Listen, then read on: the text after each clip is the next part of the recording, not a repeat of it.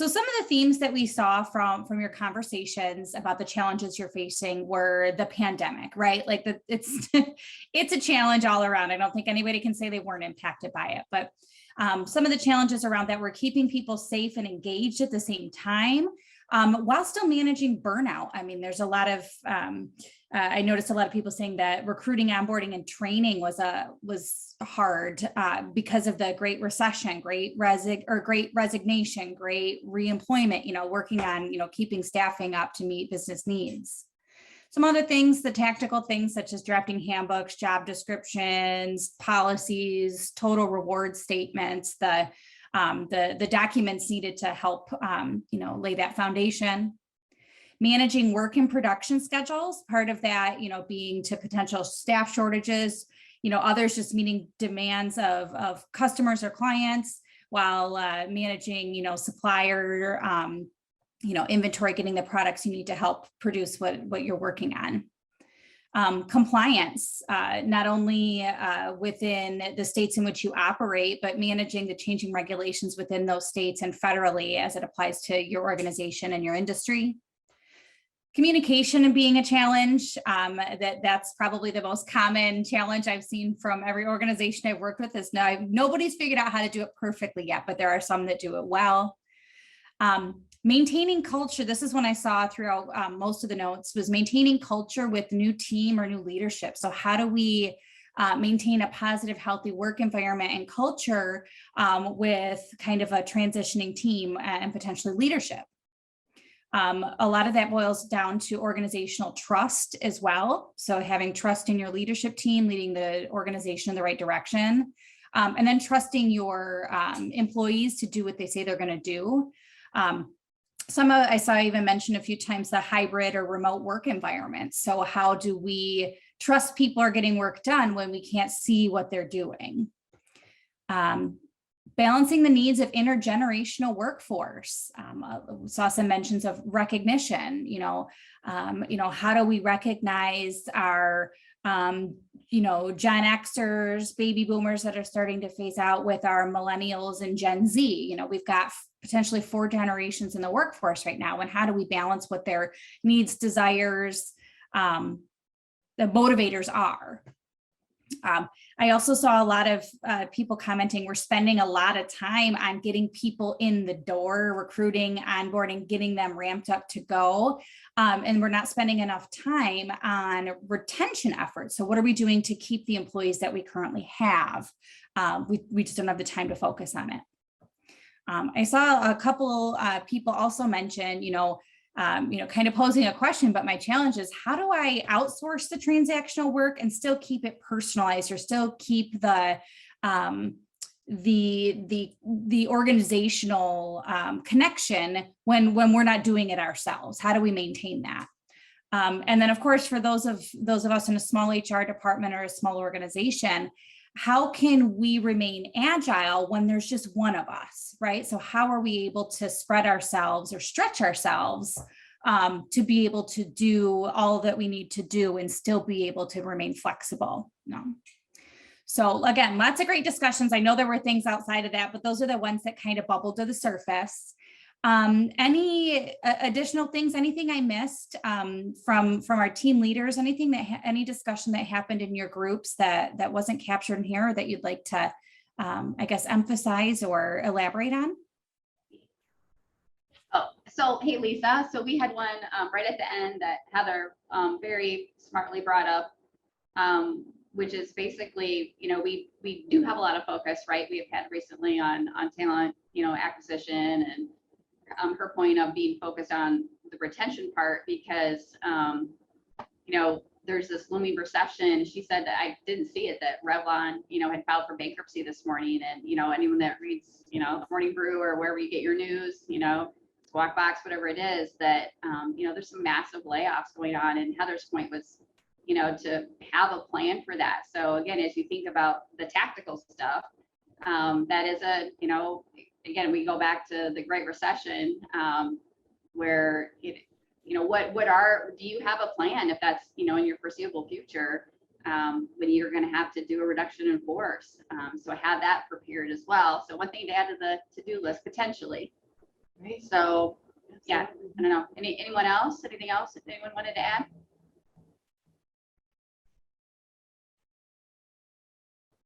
All right. Yeah. Are we ready to move on? Yeah, I think so. All right. And find some solutions? So now Sure, that we know yeah. all these things, So right? yeah, please dive into how we can get out of that tactical day to day or provide some potential solutions to the challenges we're facing and focus more on what matters the most to business leaders and ultimately employees to make work better.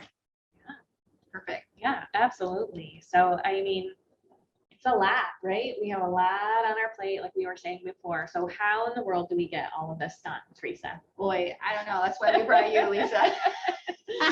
I thought you had all the answers for us. No. So Lisa, you know, we kind of call this our HR stretch plan, Yes. right? So we're going to go Yes. through the automate, tailgate, delegate, and eliminate as we think about the different things in HR and some potential tactical ways to get some of the tactical stuff off our plate or solve any of our issues, really. Absolutely. So I guess we start with automate. Let's start with automate. I'm assuming that's systems. I don't know. Yeah. So automate is really elevating. And well, first of all, I think you do, because we're all busy, right? Heads down, crazy hamster wheel. You really do in this stretch plan need to stop. You need to think, Yep. strategize, and then really prioritize, right? So that's what we're going to talk about today using this stretch plan. But you really do, maybe not today because you're already taking an hour out of your day and probably things are piling up, emails are piling up. So, but maybe Friday afternoon, maybe there's a lot of people on vacation. Maybe you have some time to really take this in, think through these slides and think through the things that we're talking about today. Stop, strategize, prioritize, right? Like it. So I want to kind of level set there because we can talk about this all day long, but if you feel like you're way too busy to even think about it, you do need to take time to think about it. So automate, yes. So what we're looking at automate is really taking your manual processes and automating those. So let's see if we can name a few examples. Well, probably an HRIS. HRIS, yes. So, and it doesn't have to be anything fancy, right? Like most people have some sort of payroll system, right? So, and believe it or not, a lot of payroll systems now are getting pretty fancy out there. So they're able to do things like your onboarding for new hires all electronically, right? They also might have a feature for performance management in the system or managing your PTO. They might also have a communication tool right inside of those programs. So things like that in the payroll system. I don't know about you, but a lot of times I find that clients will say, my payroll system isn't working. They'll find a new payroll system, learn the payroll really well, but then forget the fact that there's so many other features that they could really learn. Or maybe some of it is a tiny bit of a cost, Sure. but a lot of those are already built into the cost of just even having that payroll system. Right. I always like to, I know I've said it before, it's with regard to HRIS, right? It's the devil that you know, right? There's from an HR perspective, you know, there's really no perfect system. Right. But it's the one that you kind of know that the ins and outs. And I've heard from a lot of clients as well that, you know, you're a new HR person in a new organization. You didn't select the system. Right. You weren't there when it was implemented. And you get there and you're like, this isn't working. The systems aren't talking. It's not being optimized. You're not using the modules that you're probably paying for. So there's an opportunity as well, probably. Yeah, I run into it sometimes even with timekeeping. There's one system for people to do their time clock, right? And then that somehow has to be manually entered into the payroll system. Right. Well, that should not happen, right? Like that's a really good thing that you can start automating for sure. And other things about automation, right? We're talking about self-service options for employees, right? So again, instead of them bringing in an address change, bringing in a direct deposit form or changing taxes, push that out to an automated system, push them out into the payroll system, even with benefits, right? We're talking about if that's not through your, maybe that's through your payroll system or another system your agent can provide for you. Absolutely. We love that technology. Yeah. So the idea here is really to stop and then evaluate, the things that you're doing manually. So what is it? Do you have stuff on paper still? Right? So if you have stuff on paper, it's really time to stop and evaluate why we have that on paper, if it still needs to be on paper, and if not, where can it go in an automated world? Perfect. Makes Great, sense? great place to start. Cool. All right, so we'll move around the wheel to tailgate. Oh boy, I do love a good tailgate. Me too. Right? Me too. Go green. Oh, I knew you were gonna say that. I knew you were gonna say that. I know we don't agree on our maybe our That's true, the affinities color. to Yeah. to the color. That's all right. I'll let But that slide. but I think we can still agree that tailgates are fun, right? And what we mean by this type of tailgate, it's not, out at the football game, but those are fun too. But really what it is transitioning some of that solo work that you're doing in HR and really creating a collaborative process. So tailgating, right? So it's an internal way to say, you know what? Let me gather some other key departments or key people within my organization. Maybe it's your finance, your accounting, maybe it's your operations people, maybe it's marketing to help with recruitment, right? So find those key people or other departments within your organization and say, okay, can we collaborate on this? Let's tailgate and figure out some of these processes, right? So can we think of some? I'm going to challenge you here. I think the first one that would come to mind is having someone in accounting and finance run your payroll. Right. Yes, absolutely. But I don't have to be a payroll expert, right? Right. Yep. So you can kind of potentially say, hey, do we have space in our finance or in our accounting to be able to run payroll there? Another one would be, maybe part of, I had this just recently where I had a group of supervisors kind of frustrated because they couldn't see stuff when people were taking days off. Because HR was approving PTO.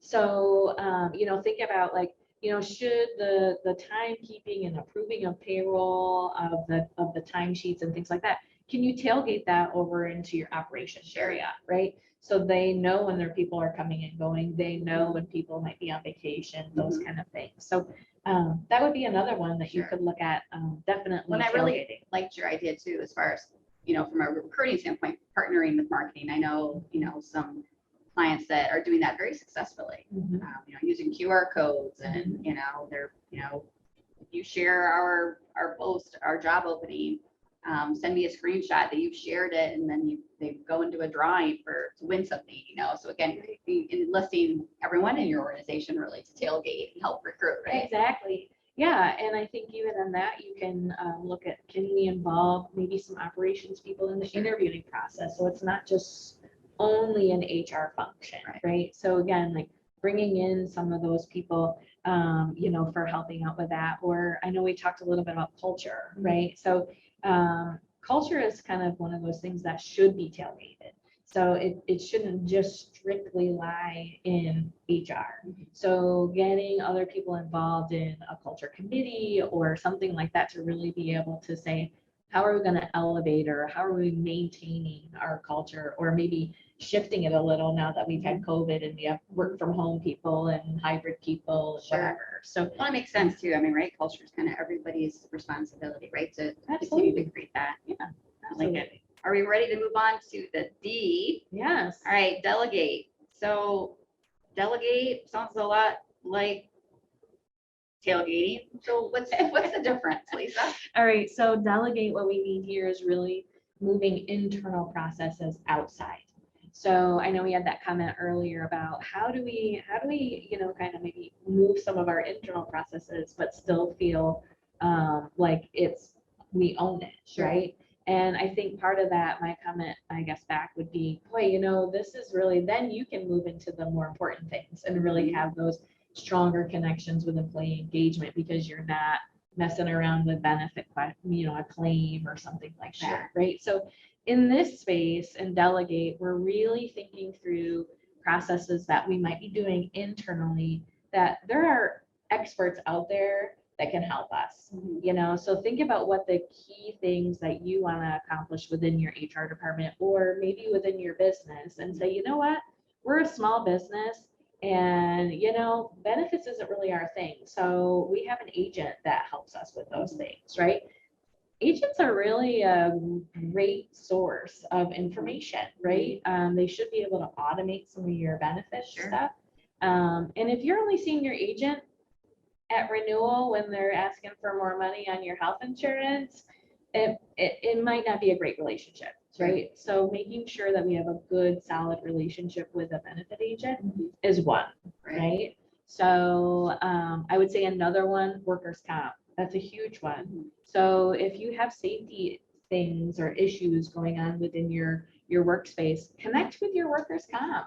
Have them help you create a great safety plan or maybe a safety committee. Sure. And they bop into there every once in a while and do some training with your folks. Well, now training is a big one too, right? I mean, I think we talked about it. I mentioned it in our breakout too. I think, the days of posting a job and getting the exact perfect, talent to fill that role is pretty much over. And that it's going to be, what are the must-haves, and then what can we train and develop, what tools, resources, and can we provide our people to be an upskill or just new leaders, right? So I actually had a conversation with a client just the other day about they've identified leadership competencies, and so basically wanting to delegate that because that person doesn't have the time to train to those competencies. So again, outsourcing, delegating that training and development piece to someone else, which again helps you be agile too versus hiring a training and development manager. Right, exactly. We talked about that in our small group too, because we've had such a reshuffle.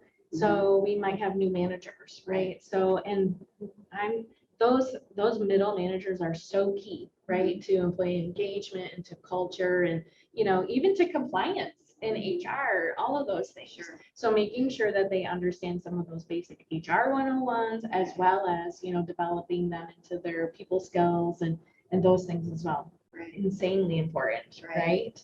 Absolutely. A lot of things that we can delegate. Absolutely. So now we're on to E, right? Eliminate. Wow. I mean, let's get rid of the noise. I mean, I'm sure there's a lot of things we would all love to eliminate from our individual roles. Right. So how do you decide what's okay to eliminate? Yeah, I think obviously you can't just say I'm not doing that anymore. That probably wouldn't be the best thing to tell your manager. Be like, yeah, I decided I'm not doing that anymore.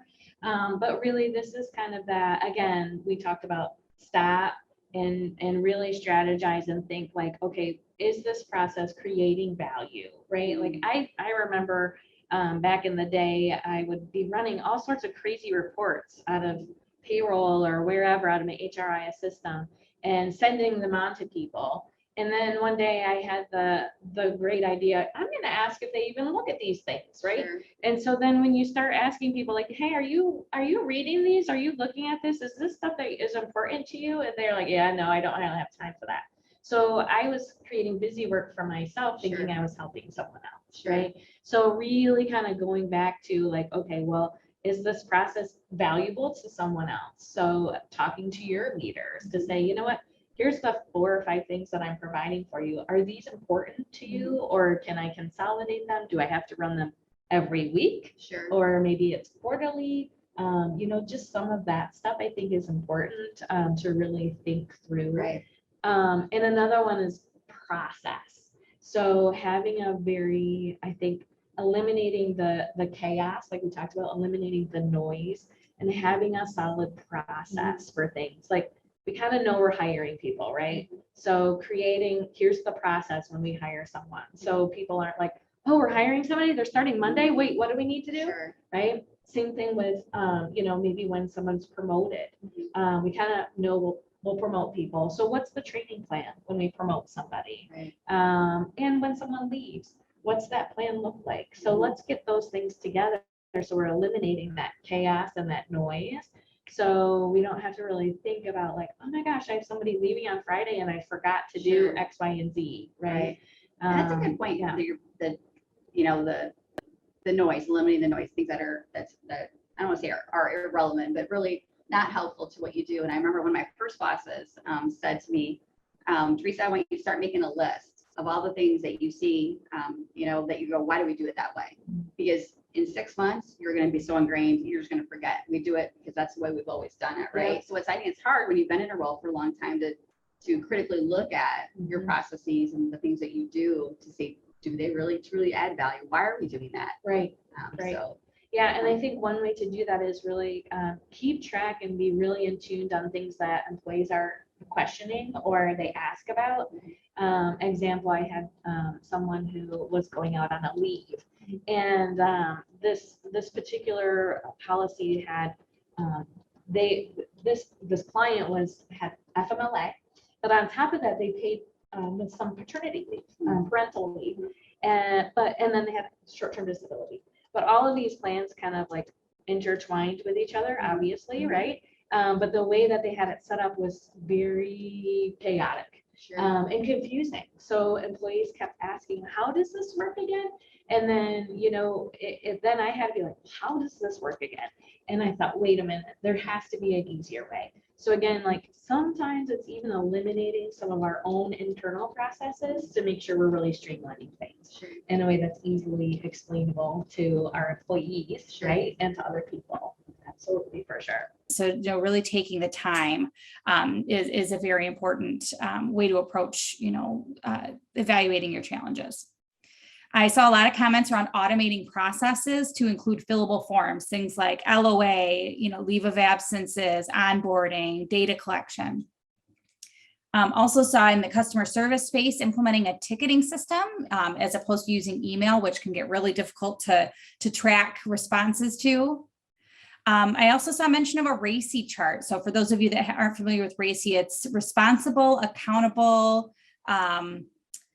consulted and informed. So, essentially assigning someone who's accountable and responsible for helping get it done, and then making sure that communication occurs to others that are important. And we always say that clear is kind. So once we've identified who's accountable for getting tasks done, you always know who's responsible for completing those things and can be held accountable if they aren't. Centralizing tasks. So performance management systems, using centralizing task lists. So using a centralized system that everyone has access to see who's working on what when. So project management system rather, understanding who's working on what and who's responsible for those things. Leveraging your HR information system for onboarding, policy acknowledgements, communication, open enrollment. Some systems have open enrollment or benefits modules.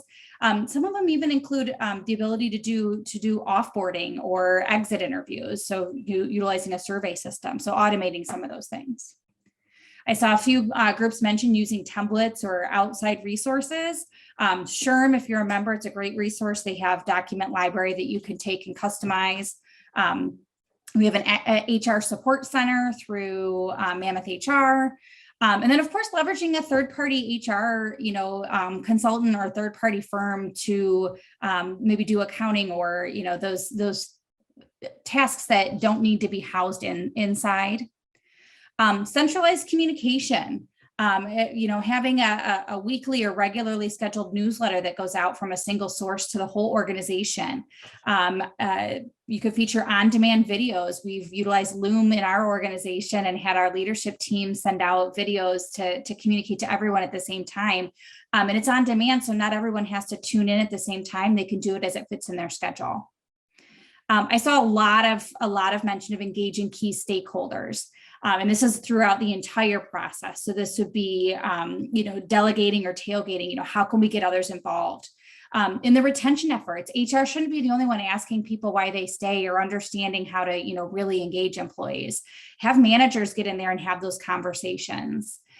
Same with onboarding, getting multiple members of the team involved and getting those new employees really integrated and engaged in your company culture can really create a great bond for the new employee with your organization, but also lighten your load.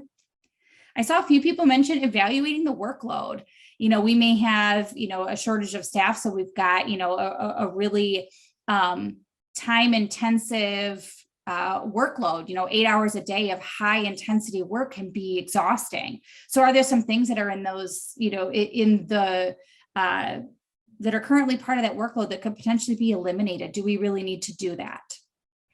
And then of course, engaging in that culture and buy-in from staff helps, create transparency and more people feel involved and invested. So now that we've got all these great ideas on how we can now, help solve some of those challenges. How do we, get all of this done, Lisa, Teresa? What do we do to to do all of these things? This is a lot of stuff to get done.